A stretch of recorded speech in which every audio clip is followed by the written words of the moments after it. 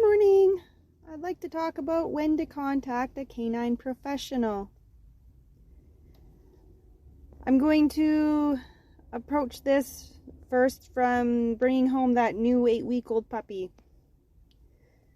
So you brought home your puppy. They are as sweet as can be. You're working on housebreaking. You're working on some of the basics, food manners. You're socializing them around the neighborhood. You're exposing them to various things and environments slowly. This should never be fast. It should always be slow and steady. Remember that critical period between 8 and 20 weeks.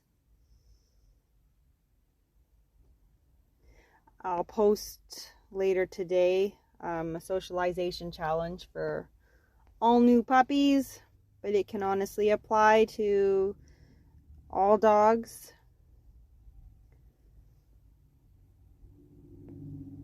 Okay.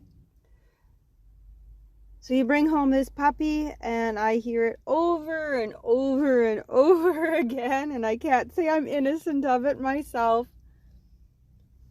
Seems to be, if you're doing the housebreaking, that's going well. Your puppy's crate training, your socialization, you're doing what you can to hit all the check marks. You think, oh, I have the most perfect puppy. Oh, my puppy's so easy. They listen, they follow me. They're housebroken. They're crate trained. Now, all these things are things to be proud of. I'm not trying to say they're not. Absolutely. But most dogs, not all. I had an exception. My Missy never went through this. But she's definitely the exception, not the rule. Most dogs will get to be... mine Nala hit it at 4.5 months, which is a little early. I think she made up for it for a few dogs, to be honest. A lot of dogs will hit it between like 6 to 8 months, 6 to 9 months. It varies between the dogs. They will start to become very challenging. Suddenly, everything that you've worked on, everything that you've accomplished, it should be with the exception of housebreaking and crate training, I would say. However, that too can come into this for some dogs. It seems like it just all goes out the window. The recall's struggling, the focus is struggling, the sits are struggling, the stays are struggling. The tricks, if you've taught your dog tricks, things just start going out the window, as though you've never taught them, as though you've never worked with your dog. And that is a huge wake-up call for a lot of people. And why is this happening? Why is my dog suddenly being challenging? Because they're a teenager. And teenagers usually go through a challenging stage, people and dogs, and that's what I'm familiar with, but I'm sure it's not just people and dogs. Anyways, now we're talking canines. I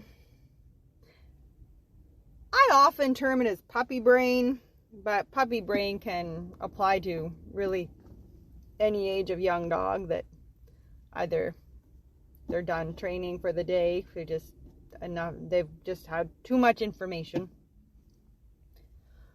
or I might use it to refer to a dog that absolutely knows how to sit and come and all those things, and you've absolutely worked with your dog, but they're not responding.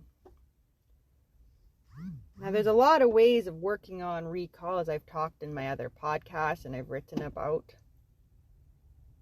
I'm just trying to address that challenging stage that most of them hit.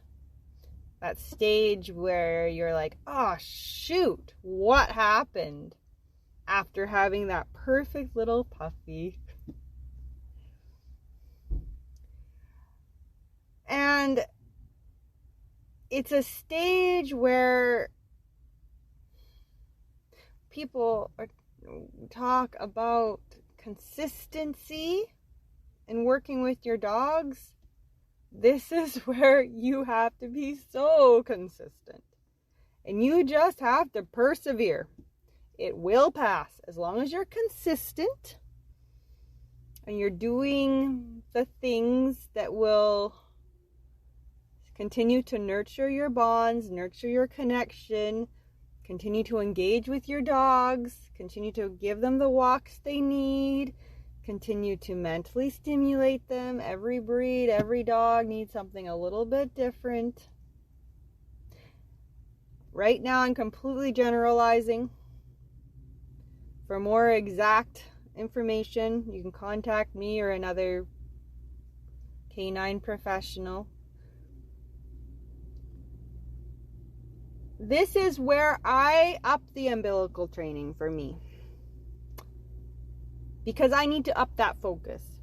I need to make sure my dog continues to be focused on me, despite their age.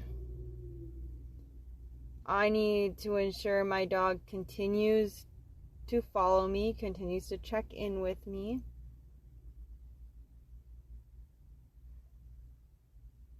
And I just need to push through it.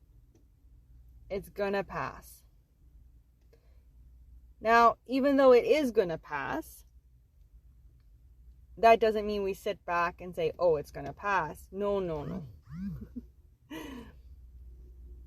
You need to up your game with your dogs during this time. Because this is often the time that we get so frustrated. We just get so frustrated that we just start to let things slide. And then when our dogs are 1.5, 2, for a lot of people, their dogs have become a bit of a nightmare. And they don't know what to do.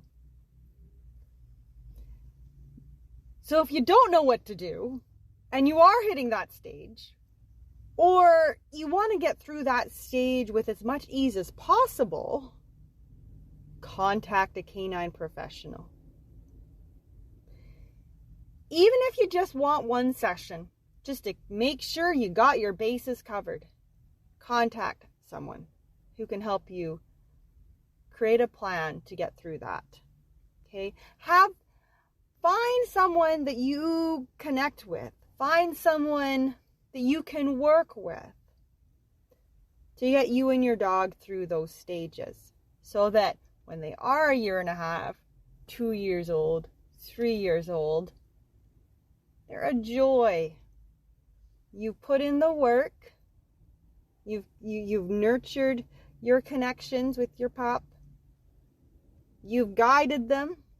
You've learned from them. They've learned from you, because you can't forget to learn from your dog. What was right for your last dog might not be right for your current dog. That's something else you got to remember. I have done things with Nala that worked with Missy. And honestly, I shoulda, woulda, coulda. I still do that. Because every dog is so different that we often just have to go back to square one. Figure out, what does this dog need? What is my dog trying to communicate? Does my dog need more exercise? Does my dog need less exercise? Does my dog need more mental stimulation? Does my dog need less mental stimulation? Because there is such thing as too much, which is often not addressed. People are so focused on, some people, you have two groups of people. Some people are like so focused on it that they overdo it. And then you have people that underdo it, right? We all fall into different categories, just like our dogs. Working with a professional can help you figure out what your dog needs. Your dog, not the last 10.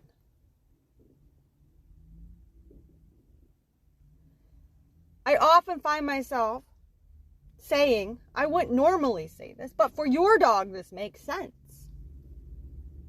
right? One example is this past week, I was giving some suggestions for my in-laws pup for recall. He's at that stage. It is challenging. It's causing a lot of frustration,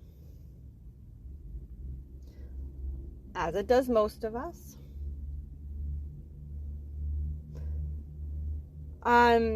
For his recall, and just one tiny little exercise, it's definitely not the whole answer. It's a small part of the answer. There's a thing where you can take away all your dog's food. You can just use that food for training. I meet people halfway on this. Although I think there's a place for that, I still feed my dog in their bowl, right? I don't believe that they have to work for all their food. However, adjusting their food, yeah, that works. So it's just a recall game where you toss your food, they go grab the food. You toss another treat, they go grab the food, usually doing the grass. Grass is ideal. And then they start to be like, hey, wait a minute, that food's coming from you. So then they start coming back to you, right? And now you're creating a pattern. And it's just one small part in recall work with your dog. But it's an exercise that creates connection, engagement. It's fun. It's mentally stimulating for your dog. They have to search for the food, so it addresses their natural instincts. So I've suggested that they do that in the mornings. Right? Just get his little mind going, and he's not little, he's actually huge. So I rethought that wording. He's a big boy. I think he's 100 pounds now. I think. I'm not sure, but he's 10 months. Again, I'm not 100% sure, but he's in that age. And that's just one thing. Like, it's just one little exercise. And we're doing several of these exercises.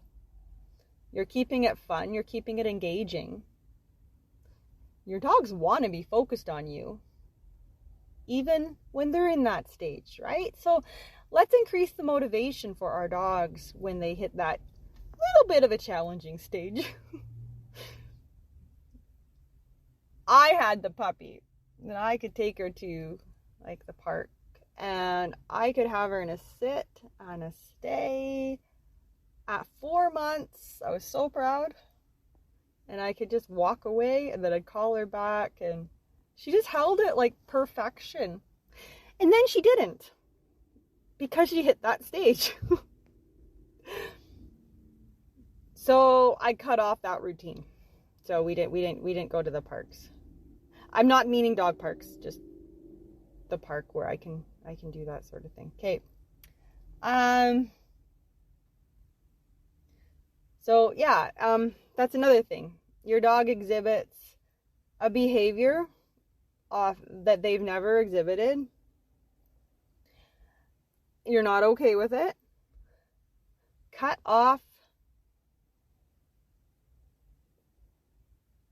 them off from it. So I'm not an advocate for dog parks. I used to be, but I'm not anymore. I've grown. I've rethought some things. We all grow. Our minds change. Our perspectives shift as we learn. The more we learn, right? The more experience we have. But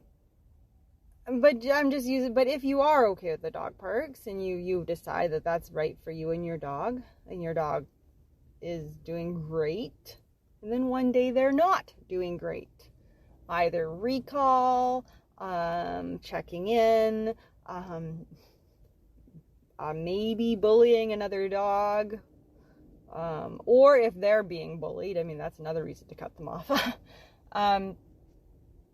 Cut it off.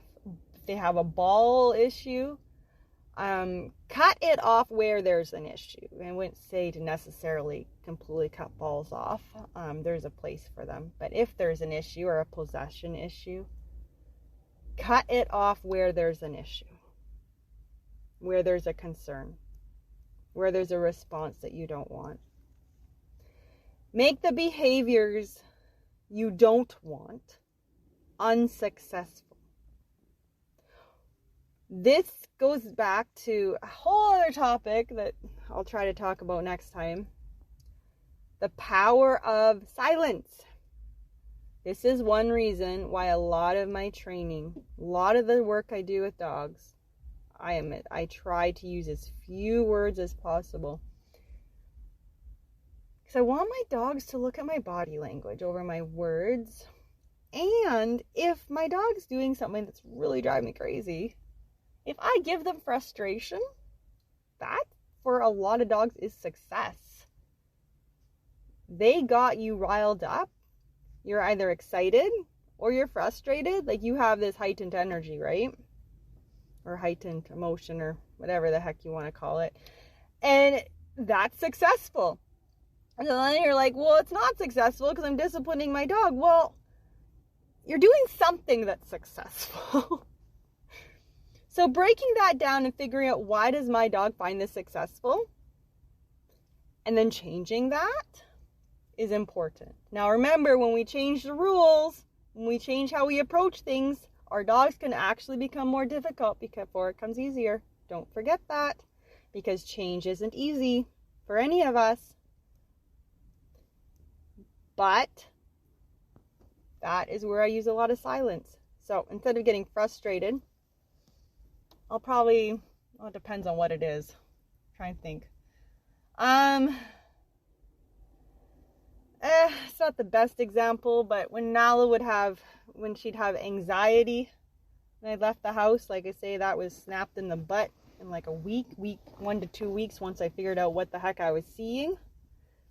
I just leashed her, I took her to my husband.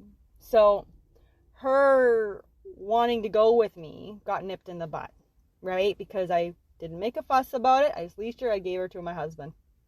We didn't really talk to her. We just dealt with it, right? Calmly, quietly. When we get our emotions worked up, that is more than likely going to backfire. Right? Calm, quiet, few words, redirection, either with food or just the leash, depends on the situation, is the way I would go for most things. So I'm generalizing a lot here. Contact a canine professional when you don't know what to do. You see a behavior you're not okay with, no matter what age that dog is. Contact someone immediately. Because they are not going to grow out of that. Do not assume your dog will grow out of it, because there's few things they will grow out of. Things become habits, right? Just be really aware of that. If you've never had a dog before, contact someone to just make sure you are doing what you need to be doing for your dog. Okay, socializing properly, safely, what amount of training to do at what age, someone to meet with your dog to kind of help you figure out what your dog can handle, to keep you on a good page so that when they do get to be a year and a half, you have a wonderful dog. Your dog has been guided. Your dog has boundaries set. Your dog can follow and listen. And anything that might be genetic can be addressed early. So it can be redirected. It can be managed. If you're not sure, contact someone. And try to find someone that's a good fit for both you and your dog. I know I'm not a good fit for everyone. And I know there's people who've gone to other trainers and then they come to me and I'm a great fit for them. So find that fit. Find someone that aligns with your beliefs or someone you're willing to learn from, and someone that you can work with, and someone that can connect with your dog as well. Okay, I'll leave that there for today. Thank you. Bye-bye.